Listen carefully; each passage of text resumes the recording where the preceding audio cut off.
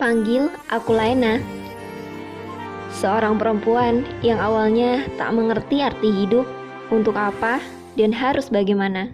Aku berjalan tanpa sebuah tujuan, lalu saat ujian datang menyapaku, akhirnya membuatku mengerti tentang arti hidup.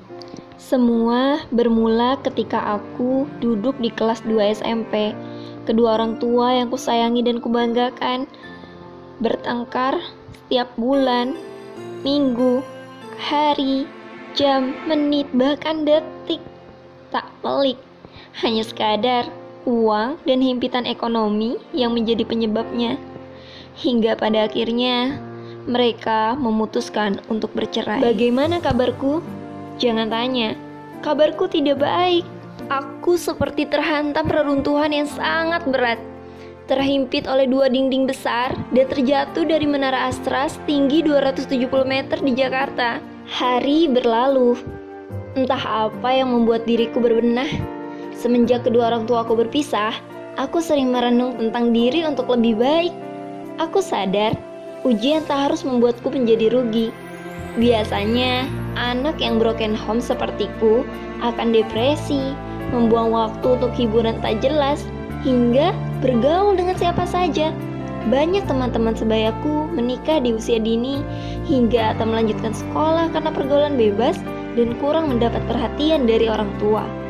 Bukankah usia remaja adalah usia emas untuk membuat karya? Tentang karya, aku selalu menulis dan mengikuti lomba menulis. Bagiku, memanfaatkan waktu setiap detik adalah langkah nyata untuk mencapai mimpi. Alhamdulillah, aku selalu menjuarai beberapa lomba menulis dan telah menerbitkan puluhan buku. Dalam hidup, aku tak ingin menghabiskan waktu dengan percuma. Aku mulai fokus dengan cita-citaku. Namun, ketika aku sungguh-sungguh menggapainya, ujian kembali menyapa. Aku menangis dan hampir menyerah begitu saja. Menurut hasil radiologi rumah sakit, tulang belakangku terkena skoliosis vertebra thoracolis dan sedikit miring ke kiri. Saat aku harus bersabar dengan semua itu, sepertinya ujian belum puas hadir dalam hidupku.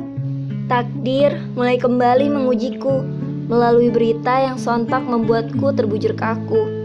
Takdir rasanya kembali mempermainkan hidupku. Ini tentang ayahku. Aku mendapati kabar bahwa ayah terserang penyakit tumor otak. Allah mungkin lebih sayang padanya. Sekarang, ayah telah tenang dalam pelukannya. Dari kejadian itu, aku bisa menuliskan cita-citaku dalam selembar kertas. Mengingat kematian bisa datang kapan saja, aku mulai menuliskan tujuanku, yakni sukses dunia dan meraih kemenangan di akhirat. Cita-cita selanjutnya yaitu bisa lulus sekolah dengan hasil memuaskan, masuk universitas negeri terfavorit, lalu menjelajah dan mengelilingi dunia.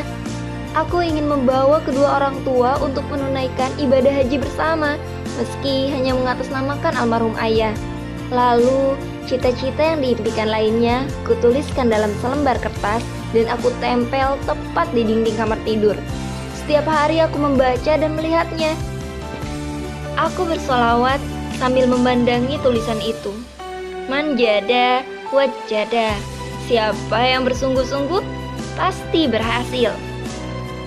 Ketika aku sudah berjuang dan pasrah akan segalanya, takdir memberiku kejutan. Aku diterima di Universitas Tanjung Pura Pontianak. Aku mengambil Fakultas Keguruan dan Ilmu Pendidikan.